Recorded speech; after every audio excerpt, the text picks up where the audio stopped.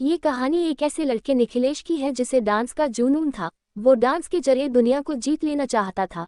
ये उसका जुनून था, लेकिन दिल में कहीं बैठी एक आरज़ू भी थी जो अक्सर ही उससे उसके प्यार के बारे में कहा करती थी। उसकी इच्छा थी उसकी जीवन संगिनी एक गायिका हो, भले वो गायन में स्नातक ना हो, नहीं उसका पेशा गायन हो, लेकिन वो उसके लिए गुनगुना सके, उसके लिए चार शब्द ही हो पर गा सके। वो अक्सर ही भीड़ में उस आवाज को तलाशता था। न जाने उसके दिल को कौन सी उस आवाज का इंतजार था जो उसे इतने दिनों में कभी नहीं मिली थी। वो डांस के साथ साथ अपनी पढ़ाई में भी बहुत अच्छा था, इसलिए शहर के एक अच्छे कॉलेज में पढ़ रहा था। उसके पिता को उसका डांस बिल्कुल पसंद नहीं था, क्योंकि निखिलेश के डांस के कारण वो पिता का बिजनेस में सहयोग नहीं कर पाता था।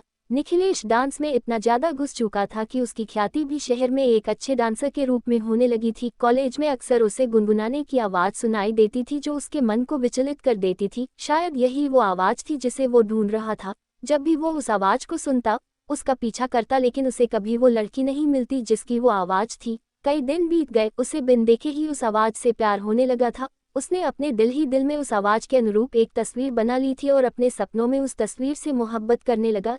एक दिन उसे फिर से वही आवाज सुनाई दी। उसने भागकर देखा तो कॉलेज के बगीचे में दो लड़कियां बैठी थी। उसे आज वो लड़की दिख ही गई जिसकी आवाज उसके दिलो दिमाग में छाई हुई थी। वो दोनों बहनें थी जो हमेशा ही साथ रहती थी। उनमें से एक का नाम आभा और दूसरी का नाम प्रतिभा था। आभा स्वभाव से शांत थी, अक्सर ही अपनी बहन के पीछे चुप सी खड़ी रहती थी। उसकी मुस्कान बहुत अच्छी थी, वो दिल की जितनी साफ थी उसके चेहरे पर भी वही निर्मल भाव थे, लेकिन वो दिखने बहुत साधारण थी। और इसके विपरीत प्रतिभा आज के जमाने की मॉडर्न लड़की थी जो बहुत बिंदास रहती थी, फैशनेबल कपड़े पहनती और घूमती फिरती एक जिंदा दिल खुश मिजाज लड़की थी। जब निखिलेश ने प्रतिभा को देखा तो उसकी आंखें थम गई। उस नशीली आवाज के पीछे ये सुंदर चेहरा देख निखिलेश संसार रह गया और अपना सब कुछ उस पर लुटा बैठा। हर वक्त वो इस कोशिश में रहता कि कैसे भी प्रतिभा से उसकी बात हो। इसके लिए उसने उसे फेसबुक पर फ्रेंड रिक्वेस्ट भी भेजी। वो घंटों फेसबुक पर प्रतिभा से बातें करता, एक दोस्त की तरह उससे अपने सुख दुख शेयर करता, और दूसरी तरफ से भी उसे बहुत अच्छा रिस्पॉन्स मिल रहा था।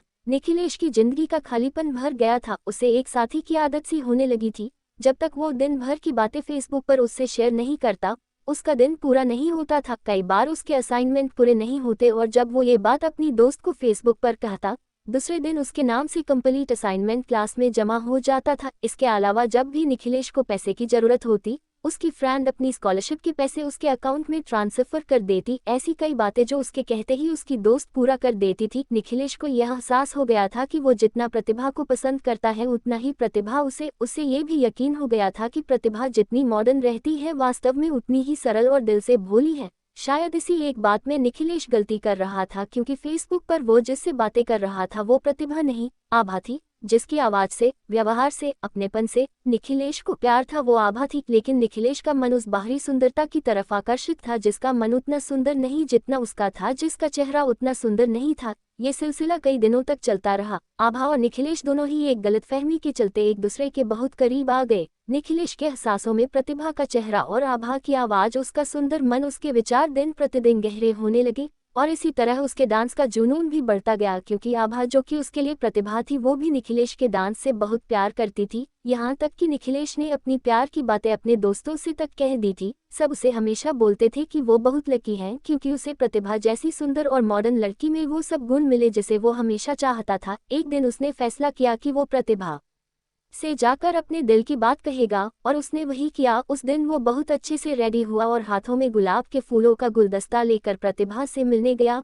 प्रतिभा अपने दोस्तों के साथ बैठी थी और वही उसके साइड में आभा भी थी। निखिलेश उन दोनों की तरफ बढ़ रहा था, जिसे देख आभा के दिल में अजीब सी बेचैनी थी, क्योंकि वो लोग आज तक रूबरू नहीं हुए थे, पर कहीं ना कहीं उसे बहुत खुशी भी हो रही थी। जैसे ही निखिलेश उन तक पहुंचा और उसने हाथों में गुलाब लेकर घुटनों के बल बैठकर प्रतिभा को प्रपोज किया, ये देख आभा स्तब्ध रह गई और उसे सारी बातें समझ आ गई और वो चुपचाप वहां से चली गई। थोड़ी देर तक सब शांत रहा और एकदम ही प्रतिभा जोर जोर से हंसने लगी और उसने अपने दोस्तों के साथ मिलकर निखिलेश की बहुत हंसी उड़ाई और कहा कि तुम क्या सोचते हो, मेरे जैसी मॉडर्न लड़की एक नचेया से शादी करेगी? मेरी पसंद तो एक पैसे वाला बिजनेसमैन है। और वो निखिलेश की बहुत बेइज्जती की। निखिलेश अपने गुस्से को पीकर वहां से निकल गया। तभी उसे आभा मिली। उसने निखिलेश से माफी मांगी, उसे बताया कि फेसबुक पर वो जिससे बात करता था वो खुद आभा थी। ये सुनकर निखिलेश और गुस्सा हो जाता है और अपना पूरा फ्रस्ट्रेशन आभा पर निकाल देता है। इसके बाद निखिलेश सब छोड़कर वहां से चला गया। वो अपनी बेइज्जती भूल नहीं पाया और उसने अपना डांस भी छोड़ दिया। अपने पिता की इच्छानुसार बिजनेस करने लगा। वो दिन रात बस काम करता, उसे बिजनेस में बहुत सफलता मिली, लेकिन हर रोज उसकी आंखों में वो एक दिन घूमता रहता। जब उसकी बेइज्जती हुई थी, उसको सभी ऐशो आराम मिला, लेकिन चैन नहीं। उसके चेहरे पर हंसी तभी आती जब उसे फेसबुक पर कहीं आभा की कोई बात याद आती थी।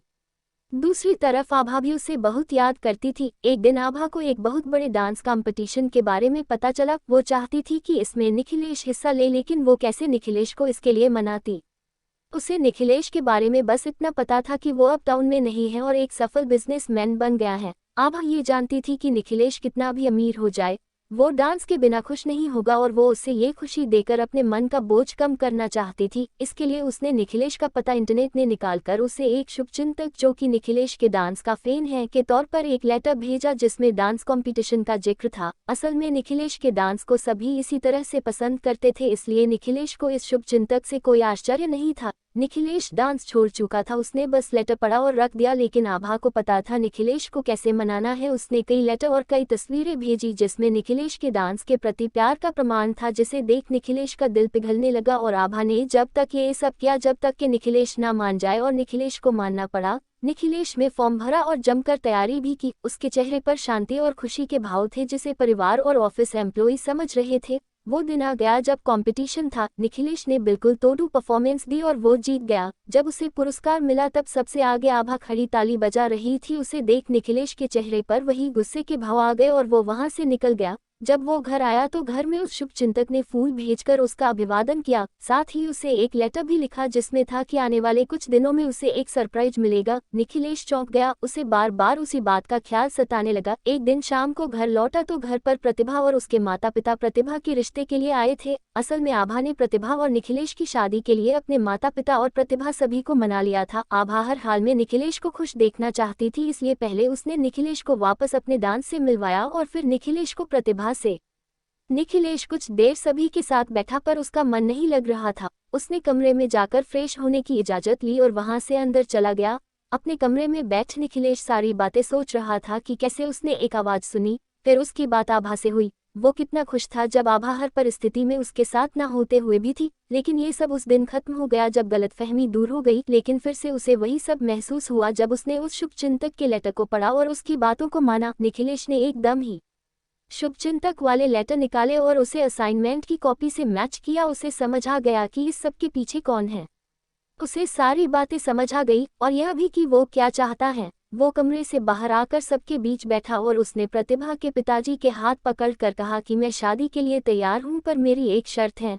मैं प्रतिभा से नहीं आभा से शादी करना चाहता हूँ। वो सभी को कहता है मैं भी औरों की तरह सुंदरता में प्यार ढूंढ रहा था, ये भूलकर कि मुझे जिस आवाज से प्यार था उसका चेहरा ये तय नहीं करता कि आवाज कितनी सुंदर है। मेरे दिल को जिसने छुआ था असल में वो आभा ही थी। उसकी पूरी बातें सुन सभी की आंखें भर गई और निखिलेश और आभा एक हो गए। आभा का मन बहुत साफ था, इसलिए उसे उसका प्यार मिलता है, और तभी तो हम कहते हैं मन चंगा तो कठौती में गंगा।